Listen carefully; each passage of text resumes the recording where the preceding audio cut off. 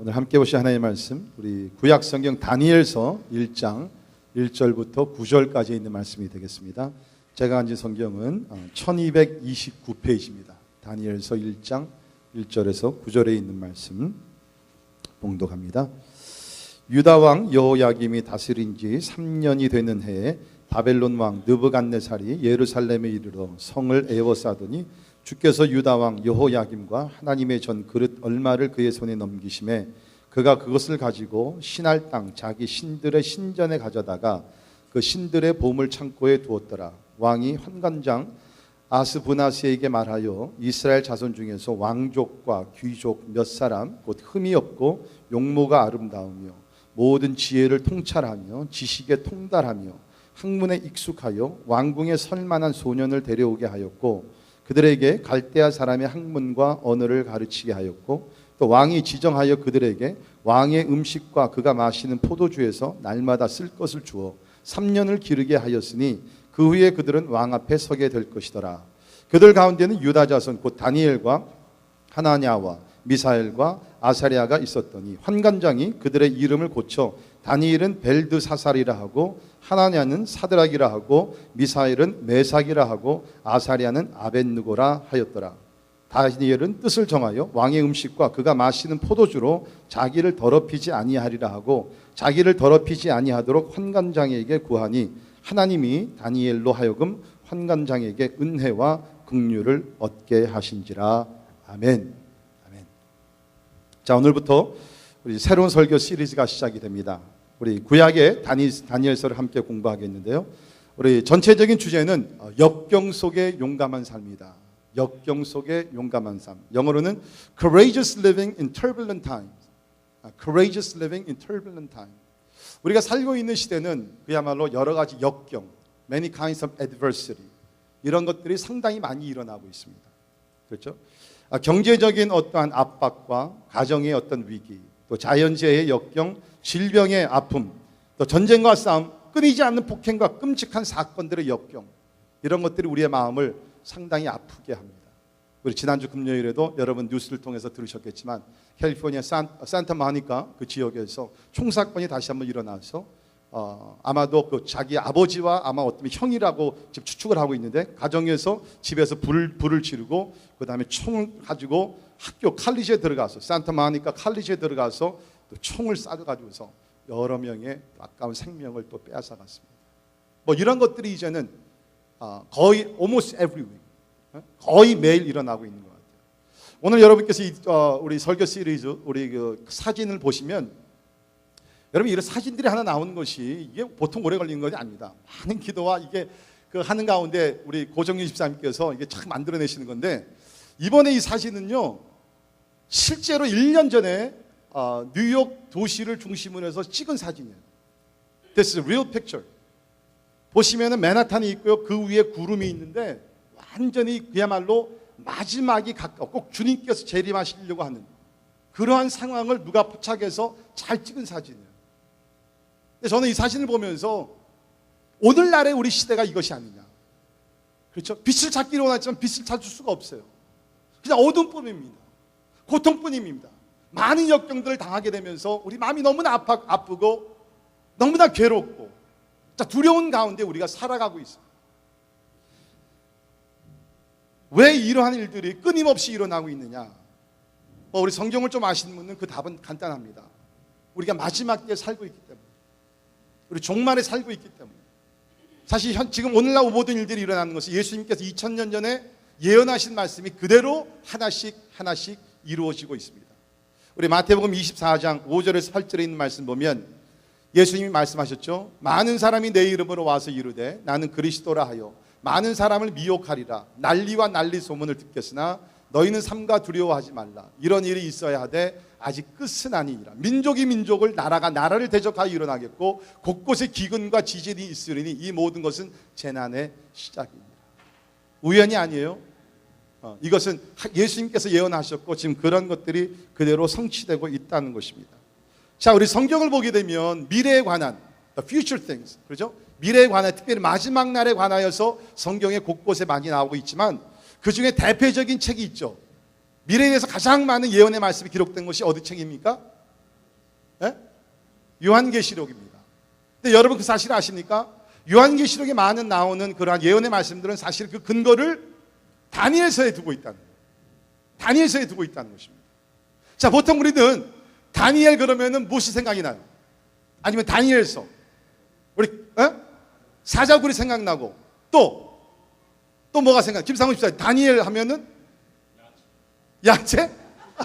아, 오늘 이제 벌써 앞서 가시네. 왕의 음식을 진비를 먹지 아니하고 야채를 먹으면서 믿음을 지켰던. 또 뭐가 생각납니까? 다니엘서 하면 선지자, 또 아주 유명한 이야기 또 있죠. 다니엘과 그의 친구들 어디 속으로 들어가요?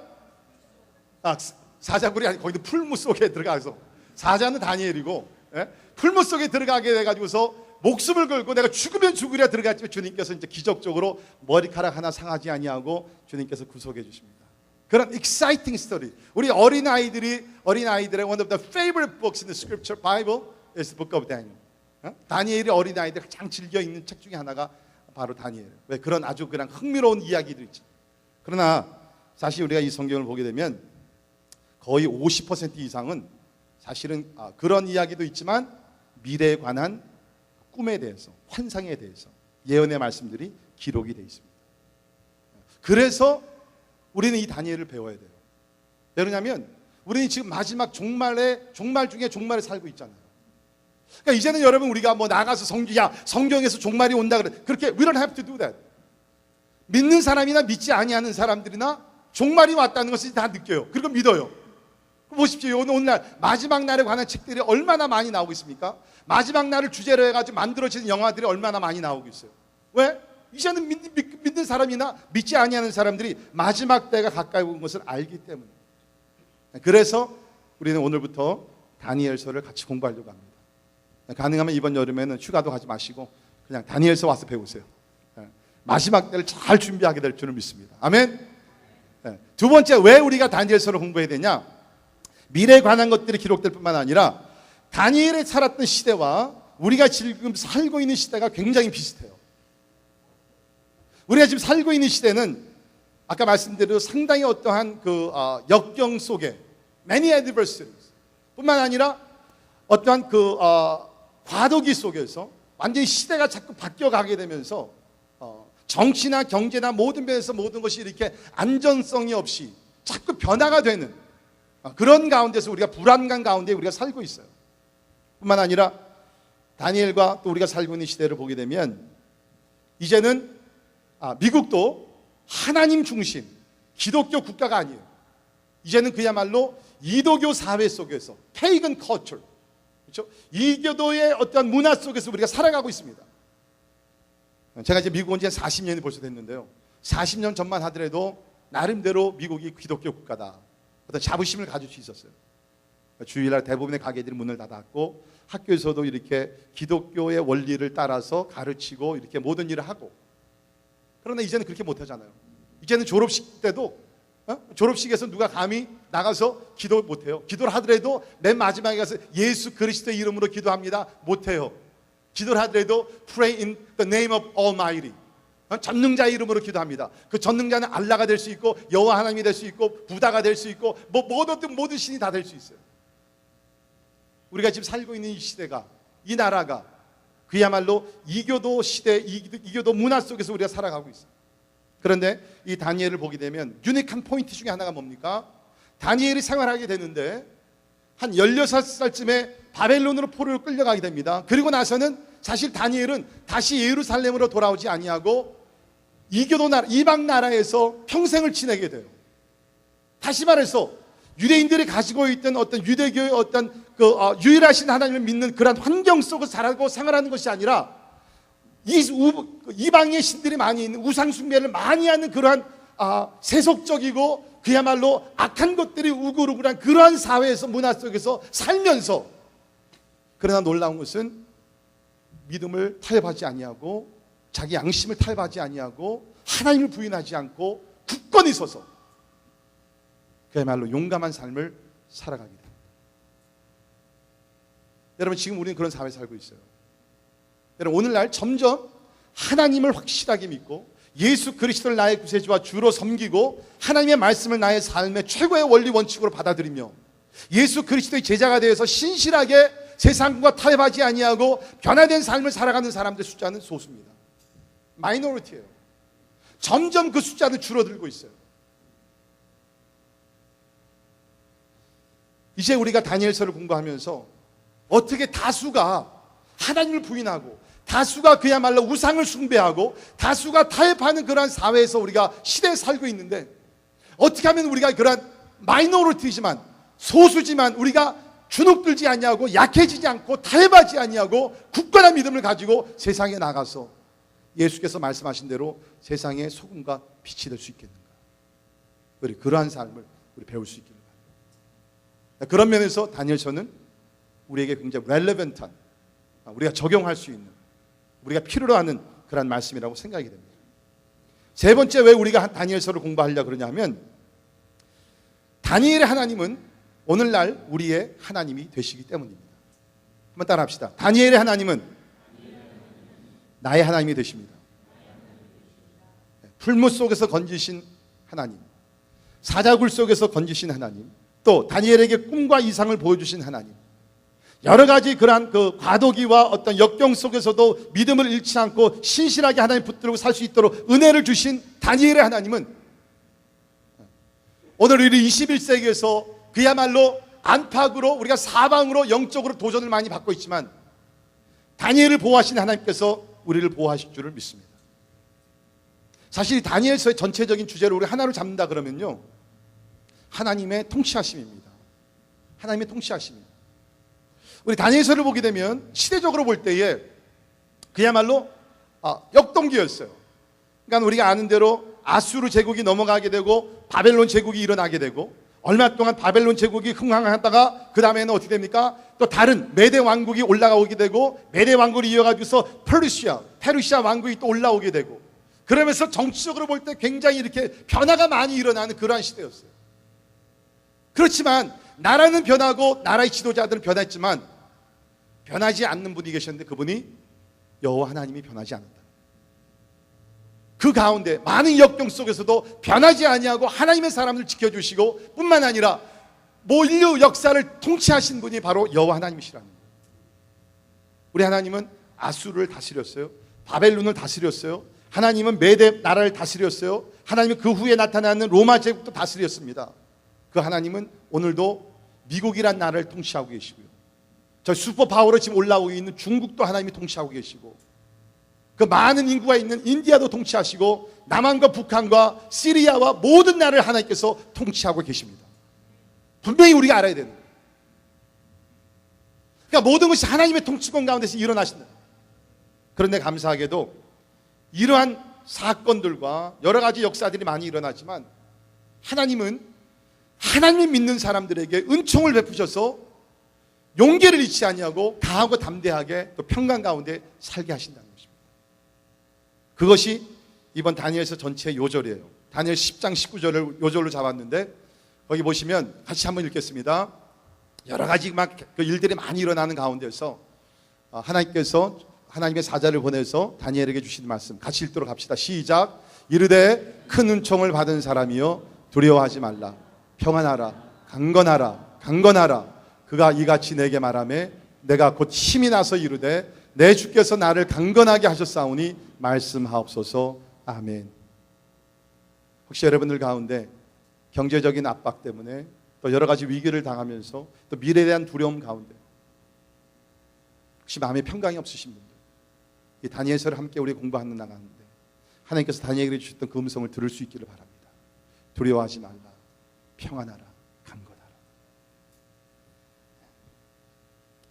자, 우리 오늘 1절을 보시면 다니엘의 역사적인 배경을 우리가 배울 수가 있는데요. 1절이 이렇게 시작이 되죠. 유다 왕 여호야김이 다스린 지 3년이 되는 해에 유다 왕, 여러분이 아시는 대로 이미 이스라엘은 북왕국 이스라엘과 남왕국 이스라엘로 갈라져서 오랫동안 이렇게 갈라진 가운데 나라가 진행이 되다가 주전 722년에 아수르 왕국이 북왕국 이스라엘을 쳐서 이스라엘은 벌써 넘어갔어요.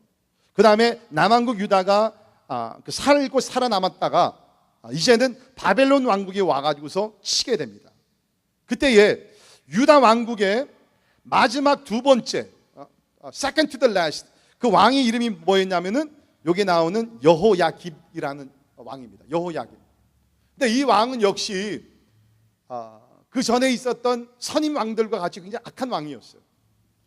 이 왕은 주전 609년부터 598년 동안 다스렸는데, 여기 보니까는 3년째 되는 해니까, 그렇죠? 우리가 역사적으로 볼 때 시간을 봤을 때는 주전 606년, 605년 정도로 우리가 잡으면 됩니다. 그것이 역사적인 그 배경인데, 그때에 바벨론 왕 느부갓네살이 예루살렘에 와서 성을 에워싸 포위를 당했습니다. 꼼짝없어요 이제는. 그뿐만 아니라 2절을 보게 되면 하나님의 성전에 사용했던 그 그릇 얼마를, 그 기구들, 그것들을 여호야김이 가지고 갑니다. 빼앗아 가지고 바벨론 땅으로 가서 신할 땅 자기 신들의 신전에 가져가서 그들의 신들의 보물 창고에다 두었습니다. 자, 여러분, 우리 구약을 아시는 분들은 우리 아는 대로 구약에서는 하나님께서 물리적으로 역사하셨기 때문에 특별히 하나님의 성전에 안에 있던 모든 기구들은 거룩한 것이었어요. 하나님의 것이었어요. 진짜 sacred한 것이었습니다. 그런데 하나님을 믿지도 아니하고 비방하던 이방인들이 와가지고서 그것을 빼앗아가지고 자기들 신전에 갔다가 보물창고에다 가둬뒀던. 여러분, 이것은 그냥 무슨 보화를 빼앗긴 차원이 아니라 이건 뭡니까? 영적으로, 신앙적으로 봤을 때 뭡니까? 저들이 섬겼던 이방신이 여호와 하나님을 이겼다는 것이에요. 사실은 그것 아닙니다. 여기 보면은 죽게 해서 그랬어요. 하나님께서 허락하셨기 때문에 바벨론으로 포로를 끌려가게 되고 이런 성전의 기구들을 빼앗겼지만, 그러나 바벨론 사람들이 봤을 때는 뭡니까? 우리가 섬기는 하나님이, 우리가 섬기는 신이 저 히브리 사람들이 섬기는 여호와보다 더 강하구나. 그러니까 뭡니까? 굉장히 수치스러운 일을 당하게 된다. 여러분, 하나님의 성전을 얼마나 사랑하시고 아끼시고 하나님의 백성들을 얼마나 아끼지만, 그러나 저들이 수백 년 동안 하나님의 선지자들 보내서 저들에게 경고의 말씀을 주었을 때 회개하고 돌이키지 않았을 때 결국에는 결과가 이렇게 비참한 것이었다. 여러분, 우리는 이 말씀을 잘 깨달아야 됩니다. 오늘날 우리가 개인과 가정과 교회도 마찬가지예요. 우리가 하나님 앞에서 바른 삶을 살지 아니하면 하나님께서 교회의 기회를 주셨다가 언젠간 우리가 돌이키지 아니하면 하나님께서 이방 사람들을 통해 예수를 믿지 않는 사람들에서 교회를 그야말로 하나님 앞에서 부끄럽게 하는 날이 올 거예요. 그런 일들이 지금 일어나고 있어요. 진짜로. 몇 주 전에 캘리포니아에서 어느 한 교단에 총회가 있었어요. 총회가 있었는데 총회를 하면서 회의를 하다가 이게 의견이 하나가 되질 않아가지고서 싸움이 일어났는데 몸싸움까지 일어났습니다. 그러니까 경찰들이 들어와가지고서요, 그걸 다 말리고서 회의를 진행하다가 그다음에 좀 괜찮은 것 같더니 경찰이 또 나갔어요. 그랬더니 또 싸웠어요. 경찰들이 또 들어왔어요. 여러분, 교회가 세상을 이끌어가고 교회가 세상을 변화시키고 교회가 세상의 소금과 빛이 되어야 되는데 이제는 뭐요? 세상이 교회에 들어와서 질서를 잡아주는 시대가 됩니다. 얼마나 부끄러워. 얼마나 부끄러워. 그러나 이 와중에도 하나님은 떠나지는 않으셨어요. 2절에 있는 말씀 그대로 이 모든 역경적인 어떤 사건과 이런 풍랑과 이런 일들이 일어날 때 하나님이 함께 하셨어요. 하나님이 함께 하셨기 때문에 포로로 끌려갔고, 하나님이 허락하셨기 때문에 주의 전에 기구들을 빼앗기기도 했고, 그러나 궁극적으로 우리가 아는 것은 뭡니까? 70년에 하나님의 때가 다 이뤘을 때 저들이 예루살렘으로 돌아오게 됩니다. 사랑하는 성도 여러분, 우리가 지금 보기에는 하나님이 진짜 주무시는 것 같아요. 하나님이 너무 조용하신 것 같아요. 하나님이 멀리 떠나 계시는 것 같아요. 아니, 하나님이 죽었다고 얘기하는 사람도 있어요. 왜? 하나님의 공의가 나타나지 않는 것 같으니까. 하나님의 심판이 나타나지 않으니까. 그러나 여러분, 분명한 사실은 하나님은 오늘도 통치하고 계십니다. 하나님의 정의와 하나님의 공의가 언젠가는 다 드러났어요. 숨긴 것이 없이 다 드러나게 돼요. 하나님의 심판대 앞에 심판은 받는 날이 곧 오게 될 것입니다. 자, 이러한 와중에 이제 다니엘과 오늘 본문 말씀에 보면 다니엘의 세 친구들이 이제 예루살렘에서 포로로 끌려서 바벨론으로 가게 됩니다. 그래서 거기서 이제 나름대로 어떤 그 포로 생활을 시작하게 돼요. 근데 거기에 가서 저들이 받았던 두 가지 우리가 세상의 도전을 우리가 살펴봅시다. 저들이 받았던 세상의 도전은 우리가 오늘날 세상에서 받는 도전과 동일해요. 다른 점이 없어요. 자, 첫 번째 저들이 받았던 세상으로부터 받았던 도전은 뭡니까? 신앙 정절의 도전이라는 것입니다. 신앙 정절의 도전. Challenge of faith purity or faithfulness. 자, 3절을 보시면 왕이 느부갓네살 왕이 환관장 아스부나스라는 자기 오른팔과 같이 사용하던 사람인데요. 그에게 명령을 합니다. 이제 이스라엘 자손 중에서 왕족과 귀족 몇 사람 아주 그 자격이 아주 뚜렷했습니다. 흠이 없고 blameless, 용모가 아름다우며 모든 지혜를 통찰하며 지식에 통달하며 학문에 익숙하여 왕궁에 설만한 소년을 데려오게 하라. 그렇게 얘기했어요. 자, 여기 보십시오. 지금 다니엘과 그 세 친구들이 보통 사람들이 아닙니다. 왕족과 귀족과 흠이 없고 용모가 아름답고 그야말로 모든 면에서 가문적으로 보나 아니면 저들의 배경을 보나 학문적으로 보나 저들의 용모를 보나 너무나 그냥 완벽한 사람입니다. 완전히 엘리트 사람. 보통 우리 처음에 신앙생활 하신 분들은 성경을 잘못 이해하고 설교를 잘못 이해해서 그렇게 생각하시는 분들이 있습니다. 성경을 보니까 하나님께서는 이렇게 참 무식하고 그냥 교육을 받지 못하고 이런 사람들 들어서 지혜 없는 자를 들어서 지혜 있는 자를 부끄럽게 하시고 힘이 없는 자를 들어서 힘이 있는 자를 부끄럽게 가난한 자를 들어서 부한 자를 부끄럽게 한다 그랬는데 나는 보니까 힘도 있고 지혜도 있고 부하단 말이에요. therefore 하나님이 나는 사용하지 않겠구나. 그래서 포기하는 사람들이 있어요. 여러분, this is good news for you. 여러분들 생각에 나는 가문이 좋고 김씨 가문에서 뭐 몇째 때 내려오는 무슨 뭐로서 나는 뭐 학위도 있고 진짜 내가 진짜 미안하게 말은 하지 못하지만 다른 사람과 비교했을 때 나 같은 잘생긴 사람이 어디 있어? 그렇게 착각 속에 사시던 분들 하나님께서 잘난 사람들을 사용할 수 있어요. 한번 따라합시다. 하나님은 나같이 잘난 사람도 사용하십니다. 할렐루야. 교만한 사람이 아니라, 그렇죠? 중요한 건 중심이에요. 내가 무슨 부하고 가난하고 배우고 그게 중요한 것이 아니에요. 하나님은 많이 배웠다 할지라도 여기 나온 다니엘과 같이 겸손하고 하나님을 의지하면 하나님께서 사용하셔서 크게 하나님의 뜻을 이루어 나가실 줄을 믿습니다. 근데 여기서 보게 되면 이제 그들이 뽑혀왔는데 저들이 신앙 정절에 대한 도전을 받습니다. 몇 종류의 도전을 받는데 먼저 저들이 받았던 것은 갈대아 학문으로서의 도전입니다. 4절 하반절을 보면 그들에게 갈대아 사람의 학문과 언어를 가르치게 했다. 어떻게 보면은 갈대아는 이제 그 전체의 바빌론 지역을 얘기하는데요. 그 지역에 갔을 때 바벨론 나라와 문화와 언어를 배우는 것은 당연하지 않느냐라고 생각할 수 있지만 신학자들의 연구를 따라가 보면 갈대아 사람의 특별히 학문이라는 것은 그냥 학문이 아니에요. 수학 배우고 무슨 과학 배우고 아니라 특별히 그 시대의 갈대아 학문은 점성술이 뛰어났다고 합니다. Astrology. 별을 보고 점을 치는 것이에요. 지금 느부갓네살 왕이 히브리인들 가운데 유능한 젊은들을 데려다가 점성술을 가르쳐 가지고서 바벨론의 미래를 점치게 하는 거예요. 근데 참 아이러니한 게 놀라운 것이 뭡니까?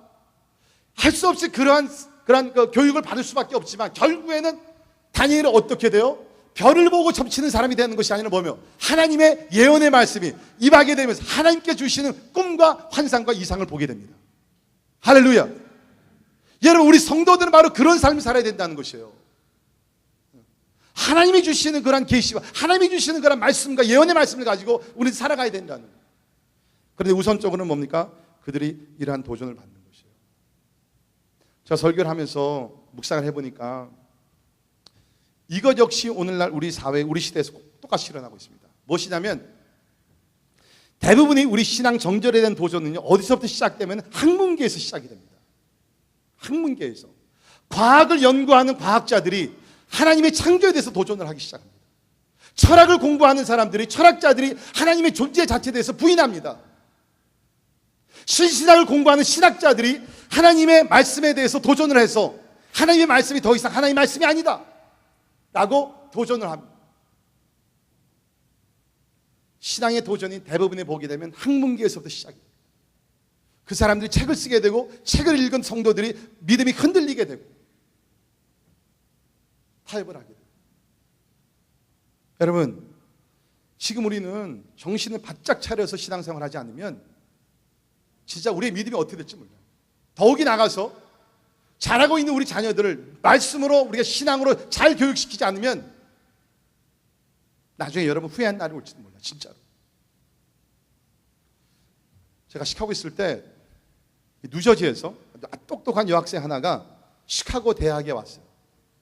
대부분 이 서부에 있다, 동부에 계시면 시카고 대학을 잘 모르더라고. 유니버시티 시카고. 시카고 대학은요, 이 미국에서 그냥 탑 5에 들어가는 대학이에요. 상당히 좋은 대학입니다. 우리 저기 샘팍 우리 전도사님이 그 대학을 나왔어요. 아주 똑똑하신 분이에요. 근데 그 대학에 왔는데 이제 그래가지고서 오리엔테이션 위에 이제 해가지고서 이제 교수랑 이제 한 10대 명이 앉아가지고서 이제 저녁을 같이 먹었대요. 저녁을 같이 먹으면서 이제 각자 돌아가면 자기 소개를 하는 거예요. 어디서 왔고 앞으로 꿈이 뭐고 뭐 전공 과목이 뭐고 쭉 얘기하는데 이제 이 자매 이름이 이제 수슨 리라는 자매인데 이 자매가 이제 딱 일어나가지고 얘기한 거예요. 이제 자기가 어떻게 예수를 만났고 예수께 주신 그 비전이 뭐고 이것에 와서 공부해서 결국에는 하나님의 영광을 위해서 살고 싶습니다.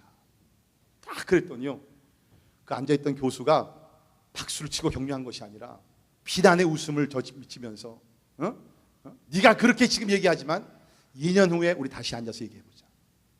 이 학교가 너를 완전히 바꿀 것이다.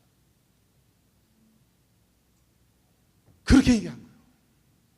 그런데 나중에 알고 보니까 그 학교에서 오래전에 공부했고 박사학위까지 받은 피럴차, 지금 트리니티 신학교에서 교수를 하시는데요, 그분도 이제 시카고 대학 나오신 분이고 아이비 스태프로서 거기서 오랫동안 일했는데, 그분 제가 친구로서 이제 얘기를 해보니까 시카고 대학뿐만 아니라 지금 미국의 명문 대학의 대부분의 학교들이 첫 2년 동안 교양 과목들을 강제적으로, 그야말로 비강제적으로 반강제적으로 교육을 시키면서 결국에는 뭡니까? 무신론자들을 만들고 있다. 여러분, 지금 공산주의가 문제가 아니에요. 여러분, 지금 뭐 모슬람이 문제가 아닙니다. 여러분, 지금 우리가 살고 있는 미국에서 의도적으로 그러한 유능한 대학교에서 첫 2년 동안 저들에게 어떤 것을 읽게 하고 과목을 택하게 해가지고서 무신론자로 만들어버린 거예요. 얼마나 무서운 시대에 살고 있어요. 모든 학문이 나쁜 것은 아니에요. 좋게 사용하면 우리 과학자들 가운데서 그 창조론을 지지하면서 싸우시는 투쟁하시는 분들도 많이 있습니다. 과학을 연구하면서 진짜 이 세상을 창조하신 하나님의 솜씨에 대해 너무나 진짜 감탄하면서 하나님을 찬양하시는 분들도 많이 있어요. 그러나 대부분의 학문계를 보게 되면 뭐 그것이 철학이건 과학이건 심리학이건 어떤 뭐 신학까지 포함해서 대부분의 학문계를 보게 되면 하나님을 도전하는 부분들이 상당히 많이 있어요. 느부갓네살 왕이 바로 지금 그 의도적으로 그걸 하고 있는 거예요. 히브리 교육을 받았던, 여호와 하나님의 교육을 받았던 젊은이를 데려다가 학문으로, 바벨론 학문으로 브레인워시를 시킨 거예요. 근데 거기에 멈추지 않죠. 5절에 보면 두 번째로 저들을 도전하는 그 신앙의 정절을 도전하는 방법이 있었습니다. 그것이 뭡니까? 왕이 먹던 음식과 포도주를 마시게 했어요. 5절에 또 왕이 지정하여 그들에게 왕의 음식과 그가 마시는 포도주에서 날마다 쓸 것을 주어 3년을 기르게 했다. 그러니까 여러분, 우리가 그냥 보게 되면 야, 이거 뭐 왕이 먹던 음식, 뭐 상상해 보십시오. 분명히 이 왕이 먹었던 음식이니까 어떻게 됩니까? 분명히 누군가는 신하가 왕이 먹기 전에 한번 그 맛을 봐야 되죠. 왜? 거기 독이 들어갔는가 이거 테스트 해야 되잖아요. 그렇죠? 드라마 많이 보신 분들 나오잖아요. 그거 왜? 그러니까 이거는 완전한 음식이에요. 건강 최고의 퀄리티, the best food. 그렇죠? 그러니까 바벨론 왕국에서 그냥 진짜 느부갓네살 왕이 누렸던 그 버페를 날마다 먹는 거예요. 여러분, 지금 여기 다니엘과 친구들이 다 아마 10대 그 후반에 있던 젊은이들입니다. 여러분, 그때 여러분 상상해 보세요. 16살, 18살 되는 그러한 젊은이들이 그때 얼마나 그냥 왕성합니까? 그냥 먹는 거에 대한. 그렇죠? 그런데 지금 왕이, 야, 너희들 내 음식 같이 먹자. 거기다가 포도주까지. 왕이 마셨던 포도주니까는 뭐 얼마나 그 퀄리티가 좋은 포도주였겠어요. 그런데 여기 보면은 다니엘과 친구들이 이것을 거절하죠. 왜 그래요? 구약학의 아마 최고의 거물이 되는 닥터 글리슨 아처 책을 보니까 어떤 설명이 있냐면, 그 당시에 바벨론에서는 왕이 음식을 먹기 전에 먼저 그가 섬기던 신에게 제사물로 바쳤대요. 그리고 나서 왕이 자기 음식을 먹었다고 합니다. 그러니까 여기 8절에 있는 말씀 보면, 다니엘은 뜻을 정하여 왕의 음식과 그가 마신 포도주로 자기를 더럽히지 아니하리라고, 자기를 더럽히지 아니하도록 환관장이 구했다 그랬어요. He knew about it. 다니엘이 이게 보통 음식이 아니라 아무리 그냥 플레이민용에다가 무슨 점버 슈림프에다가 다 있다 할지라도 이것은 먼저 우상에게 드려진 더러워진, 영적으로 테인트된 더러워진 음식이기 때문에 내가 이것을 먹으면 난 더러워져. I'm not gonna take that.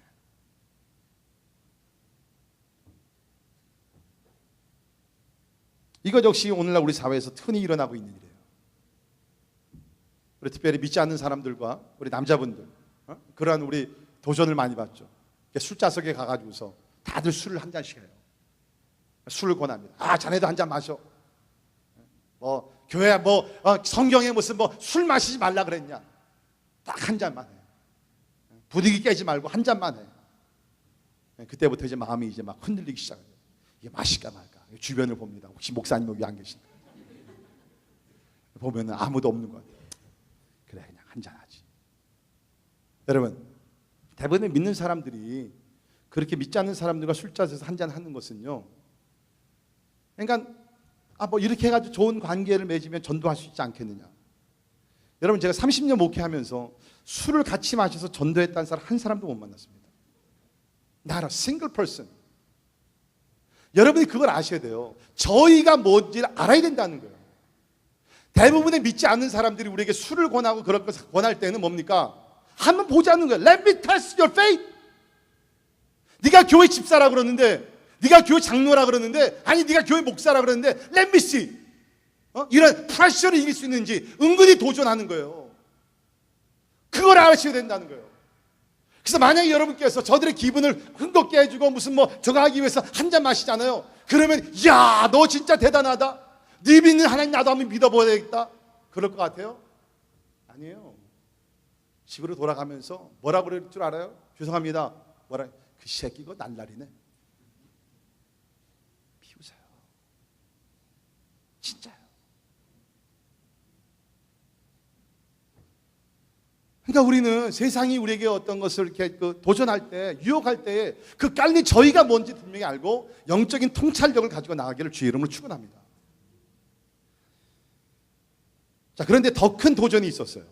그것이 뭐냐면 신앙 정체성의 도전입니다. 첫째는 신앙 정절의 도전이었고요. 두 번째는 신앙 정체성의 도전입니다. Challenge of faith identity. 자, 말씀 보면 왕이 신하를 시켜가지고서 저들의 이름을 바꾸라고 그럽니다. 개명하라는 거죠. 그래서 거기 보면 저들의 히브리 이름들이 다 있었죠. 거기 있는 말씀 봅시다. 6절에 보면 그들 가운데 유다 자손 곧 다니엘과 하나냐와 미사엘과 아사랴가 있었더니, 그것은 히브리 이름입니다. 그런데 7절을 보시면 환관장이 그들의 이름을 고쳐 다니엘을 벨드사살이라 하고, 하나냐는 사드락이라 하고, 미사엘은 메삭이라 하고, 아사랴는 아벳느고라 하였더라. 보통 우리가 이 사람을 외울 때 어떻게 외워요? 다니엘과 그 다음에 세 친구들이 얘기할 때 히브리 이름을 외웁니까? 아니면 바벨론 이름을 외웁니까? 바벨론 이름을 주로 외우죠. 그렇죠? 근데 사실은 그것은 잘못된 거예요. 우리가 저들의 믿음을 존중한다 그러면 사실은 우리는 다니엘과 계속해서 히브리 이름들, 좀 발음하기가 어렵더라도 히브리 이름들, 하나냐와 미사엘과 아세라를 외워요. 사실. 자, 그런데 여러분, 여기 보면 이름을 바꾼다는 것이 보통 일이 아니었어요. 이 네 사람의 이름을 보면 다 하나님 중심의 거룩한 이름들입니다. 예를 들면 다니엘은 하나님은 나의 심판자이시다. God is my judge. 그러니까 다니엘의 부모가 다니엘을 태고 나고 나서 오랫동안 생각한 가운데, 우리 한국 사람들이 자녀들의 이름 지을 때 오랫동안 묵상하고 기도하듯이 히브리 사람들도 마찬가지, 더 우리보다 더 그렇습니다. 그래서 이 아이가 태어났을 때 하나님은 너의 심판자가 되신다. What a name. 그러니까 제 생각에는 상상해볼죠. 어린 아이야, 이제 말하기 내 이름 너 다니엘. 그 뜻은 뭐야? 하나님은 너의 심판자가 되셔. 그 애가 자라면서 얼마나 두려웠겠어요. 그랬는지 모르지만 다니엘이 진짜 거룩한 삶을 살죠. 그랬는데 그렇게 거룩한 이름 대신에 벨드사살이라는 바벨론 이름을 줍니다. 여기 벨드사살이라는 단어는 벨이라는 것은 이방신의 명칭이고요. 벨드사살은 벨이여 그의 생명을 보존하소서. Bel protect the king. 이제는 우리의 생명을 보호하시는 분이 여호와 하나님이 아니라 엘셰다이 하나님이 아니라 이제는 벨이라는 거예요. 벨이라는 이방신이 왕과 뿐만 아니라 우리 백성들의 생명을 보존하소서. 얼마나 기분 나쁜 것이에요. 그런데 이름을 의도적으로 바꿉니다. 그 다음에 나오는 다니엘의 친구 하나님 안의 이름의 뜻은 하나님은 자비로우시다. The Lord is gracious. 그런데 그 이름을 여기 보니까는 사드락이라고 바꾸게 됐는데 그 뜻은 태양의 영감 아니면 명령. 그 태양의 신의 이름이 아쿠인데요. Command of 아쿠. 이름을 바꿔버리는 거예요. 그래서 이제는 하나님이 자비로우신 것이 아니라 태양신의 아쿠의 신의 영감을 받아서 명령에 순종하며 살라. 거기에 나오는 미사엘이라는 히브리 이름은 하나님과 같은 분이 누구냐? Who is like Jehovah God? 이런 하나님이 없다는 거죠. 그런데 그 이름을 뭐로 바꿉니까? 메삭으로 바꾸는데 그 뜻은 이 세상에 아쿠 같은 신이 어디 있으랴. 아주 비난적인 그러한 그 이름을 바꿉니다. 마지막으로 아사랴가 나오는데 그 뜻은 하나님이 나의 도움이시다. The Lord is my help. 그런데 그 이름을 아벤느고라고 바꿉니다. 느고 역시 그 신의 이름이었는데요. 그 느고의 신의 종이라는 거예요. 여호와가 나의 도움이 아니라 이제 느고라는 신이 나의 신이 되고 나는 그의 종이 되었다. 그러니까 이게 얼마나 그냥 진짜 모독하는 그런 행위입니까? 이름을 다 바꾸는데 그것도 비슷한 이름이 아니라 완전히 반대가 되는 여호와 하나님에서 이방신을 섬기게 하는 이름으로 바꾸면서 그렇게 살게 지금 브레인워시를 시키고 있는 거예요. 여러분 우리 일제시대 때 사신 분들 기억나시지만 그때 우리 일본 사람들이 와서 우리 이름을 다 바꿨어요. 그게 뭡니까? 우리가 가지고 있던 애국심, 민족성 이것들을 짓밟겠다는 거예요. 그런 일들이 이미 구약시대 때 일어나고 있습니다. 이 이름이라는 거예요. 우리 성경에 보면 신약에 와서 예수님께서 한 번은 귀신 들린 사람에게 가서 귀신을 쫓아내실 때 이렇게 얘기합니다. What is your name? 내 이름이 뭐냐? 그랬더니 귀신 들린 사람이 뭐라고 대답합니까? 뭐라고 대답해요? 내 이름은 군대입니다. 숫자가 많다는 거예요. 분명히 그 사람의 이름이 있었을 거예요. 뭐 마리아든지 마을따든지 뭐 이름이 있었을 겁니다. 근데 자기 이름을 얘기를 못해요. 왜? 귀신 들려가지고 자기의 정체성을 잃어버린 거예요. 내 이름은 군대라는 거예요. 그런데 여러분 오늘날 우리 주변에 있는 사람들을 보면 부모들이 태어났을 때 지어준 이름이 있어요. 저 같은 경우는 춘호입니다. 얼마나 멋진 이름인지 몰라요? 봄출자의 넓은 호자로 봄날같이 넓게 살아가라. 좋은데 오늘날 사람들은요 자기 이름이 뭔지도 몰라요. 그러면서 뭡니까? 이제는 이름이 뭐예요? My name is money. My name is success. My name is power. My name is prosperity. 내 이름이 돈이라는 거예요. 내 이름이 명예라는 거예요. 내 이름이 권력이라는 거예요. 내 이름이 나의 번영이라는 거예요. 얼마나 비참한 것이에요. 여러분 예수를 믿은 사람들은 우리가 예수를 믿게 되면 성경에 보니까는 새로운 피조물로 만들어 주셨습니다. 믿으십니까? We have become new creation in Christ. 새종으로 피조물이 되면서 주님께서 우리에게 새로운 이름을 지어주셨어요. 그게 뭔지 아세요?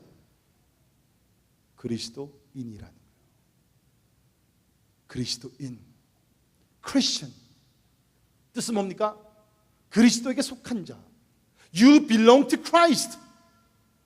이제는 네가 과거에는 이런 사람인지 모르지만 이제는 그리스도인이 되었으니까, 주 안에 들어왔으니까 이제는 주님의 형상을 닮고 이제는 주님의 뜻을 이루고 주님을 쫓아가고 주님의 영광을 위해 살아가도록 거룩하게 삶을 살라고 주님께서 우리에게 그리스도인이라는 이름을 부어주세요.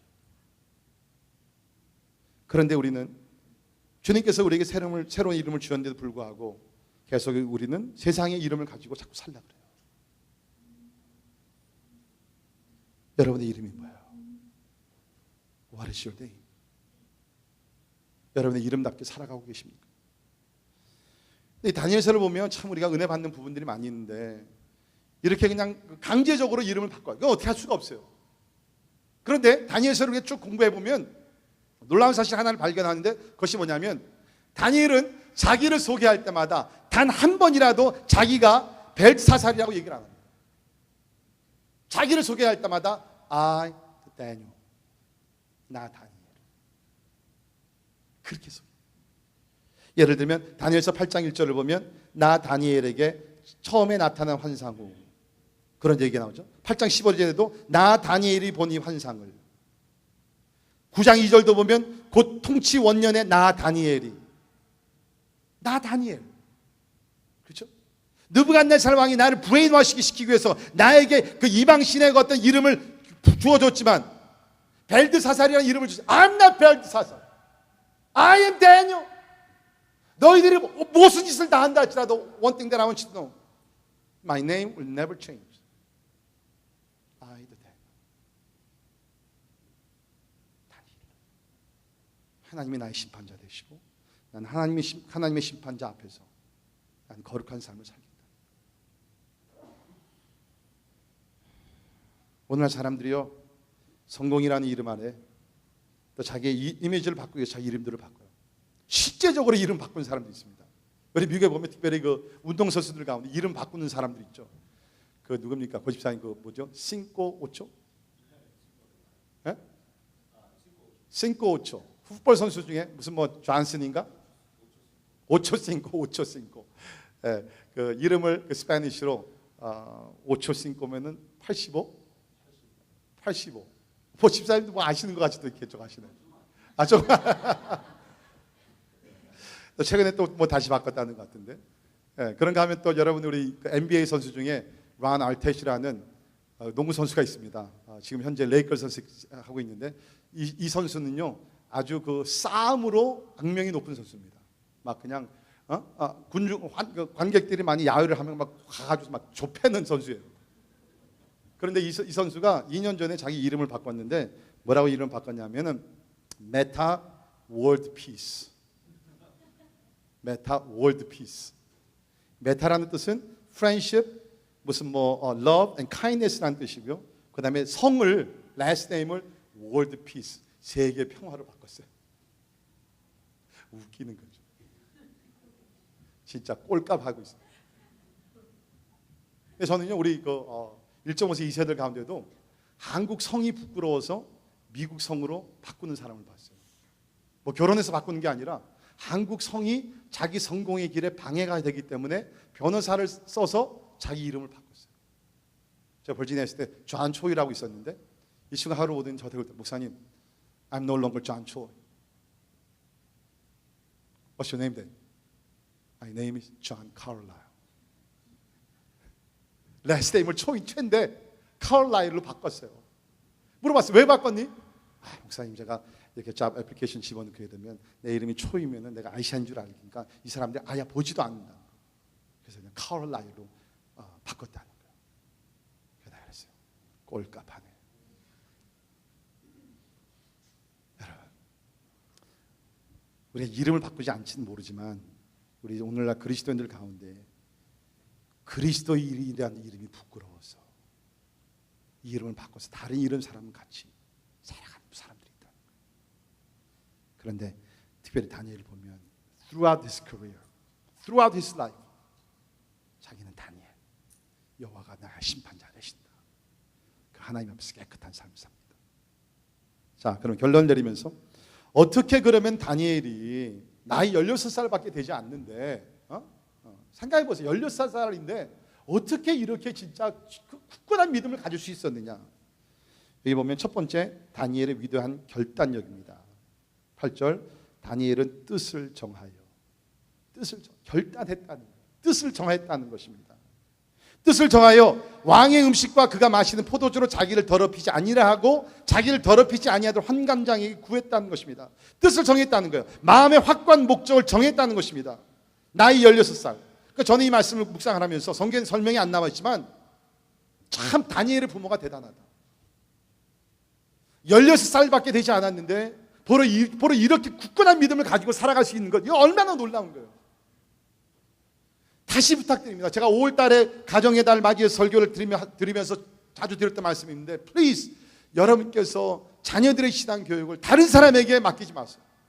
교회 주일학교 교사, 전도사님 물론 최선을 다합니다. 그래서 오늘 세미나도 있습니다. 그러나 분명한 사실은 여러분의 자녀의 신앙교육의 넘버원 프라이어리티는 여러분이 맡으셔야 돼요. 부모가 맡아야 돼요. 프랙티컬로 생각해 보세요. 여러분 자녀들이 일주일 내내 교회 옵니까? 그러면 교회가 책임질게요. 자녀들이 일주일에 몇 번 와요? 2번 와요. 그때 금요일에 안 오는 애들은 주일날 한 번밖에 안 와요. 금요일에 와서 2시간, 주일날 와서 1시간, 2시간, 4시간. 거기다 또 무슨 일 있으면 이렇게 결석하고 저렇게 결석하고. 물론 교회가 최선을 다합니다. 더 잘하도록 노력을 합니다.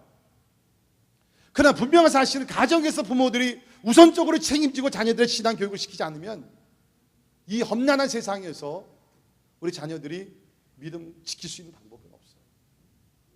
그런데 여러분이 자녀들을 교육시킬 때 제가 자꾸 말씀드리는 것이 뭡니까? 우리 한국 부모들은 자꾸 이제 겉으로 나타나는 것이 중요하니까 어떻게 그냥 뭐 말하고 이거 안녕하세요 뭐 인사하고 무슨 뭐 깨끗하게 옷 입고 다니고 물론 그거 다 좋아요. 나쁜 건 아니에요. 근데 그것보다 중요한 것이 뭐예요? 이너 컨빅션이에요. 내적인 신념 확신. 우리 자녀들이 그냥 부모 앞에서 그냥 뭐 이렇게 페이크하는 것이 아니라 마음의 신념을 가지고 다니엘과 같이 나는 진짜 거룩한 삶을 살아야 되겠다. 나는 진짜 하나님을 위해서 사는 삶을 내가 살아야 되겠다. 부모가 막 그냥 좁아가서가 아니라 그냥 말씀을 읽고 배우는 가운데 나는 하나님을 살아야 되겠다. 나는 이 세대를 본받지 않고 하나님이 기뻐하시는 삶을 살아야 되겠다. 그 inner conviction, 내적인 확신과 신념을 가질 수 있도록 여러분께서 기도해 주시고 모범을 보이시고 말씀을 잘 가르치기를 주의 이름으로 부탁을 드립니다. 그것이 중요한 것이에요.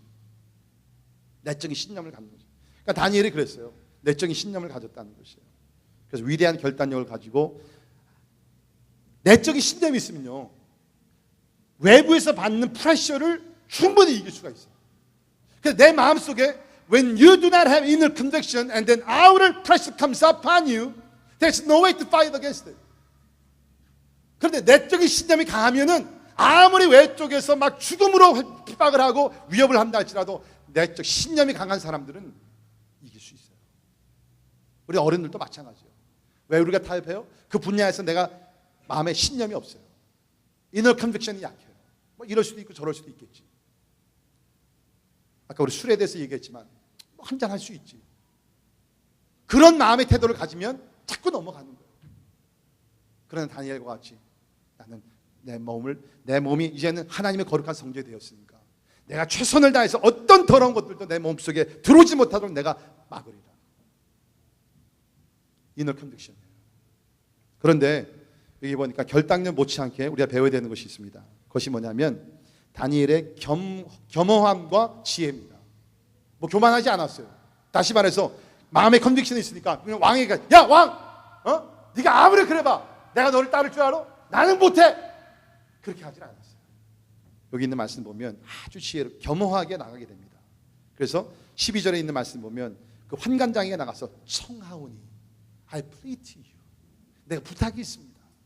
타협하는 것이 아니라 청하오니 당신의 종들을 열흘 동안 시험하여 채식을 주어 먹게 하고 물을 주어 마시게 하신 후에 당신 앞에서 우리의 얼굴과 왕의 음식을 먹는 소년들의 얼굴을 비교하여 보소서. 당신이 본대로 종들에게 행하소서 하며 뭐예요?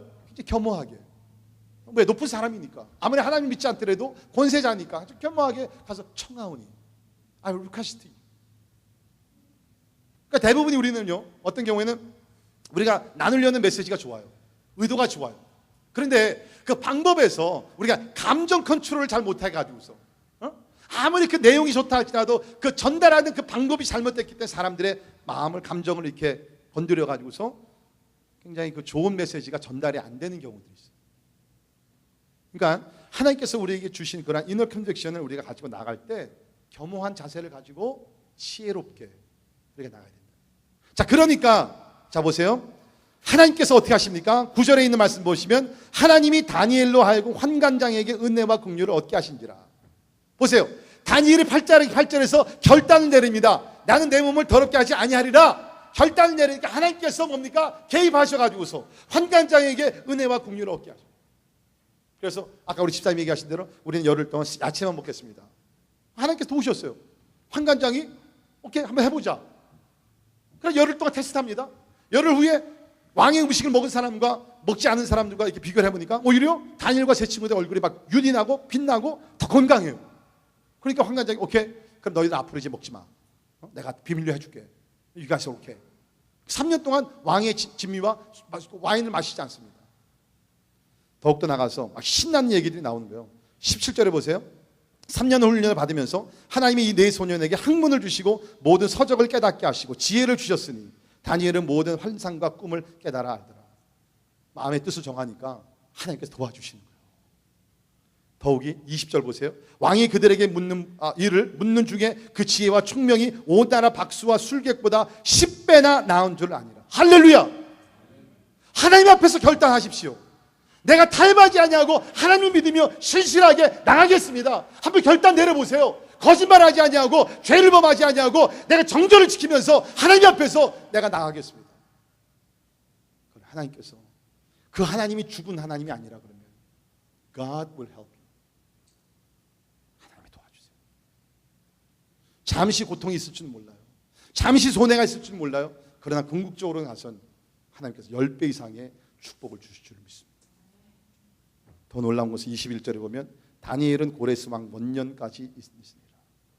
아신 대로 아까 말씀드린 대로 바벨론 왕국이 있고 넘어갑니다. 메대 왕국이 일어납니다. 그 다음에 일어난 것이 페르시아 왕국입니다. 그때 페르시아의 첫 번째 왕이 고레스 왕입니다. 나라가 3번 바뀌어요. 그런데 다니엘은 바뀌질 않아요. 아주 높은 지위에서 권력을 가지고 하나님의 영광을 위해서 거의 한 70년 동안 꾸준하게 나라의 관료가 돼가지고서 섬기게 됩니다. 오늘날 사람들이 얘기합니다. 목사님, 오늘날 하나님의 말씀대로 살면요 성공 못해요. 돈 못 벌어요. 어느 정도는 타협해야 돼요.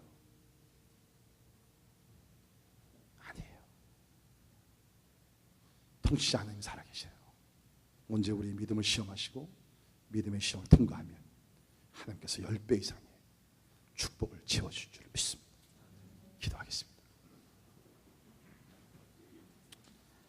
살아 역사하시고 모든 것을 통치하신 하나님, 간절히 기도합니다. 이제 우리가 다니엘서를 시작하면서 역경 많은 시대에 살고 있지만 모든 그 위에 모든 것을 다스리시는 여호와 하나님을 보게 하시고 하나님께서 나의 심판자가 되셨고 하나님께서 나의 통치자가 되셔서 하나님을 존중히 여기는 자, to those who honor God's name, 하나님께서 그들을 존중히 여기는 것을 알게 하여 주시옵소서. 주님, 이제까지는 우리의 믿음이 연약해서 참 나름대로 이 모양 저 모양을 타협하신 분들이 있으면 오늘 이 말씀을 통해서 16살 먹었던 다니엘의 결단력을 보면서 이제 우리도 주님 앞에서 결단할 수 있도록 하나님 도와주시옵소서. 그래서 이제는 그리스도인이라는 이름에 알맞는 삶을 살아 주께 영광 돌리게 하여 주옵소서. 예수님 이름으로 간절히 기도합니다.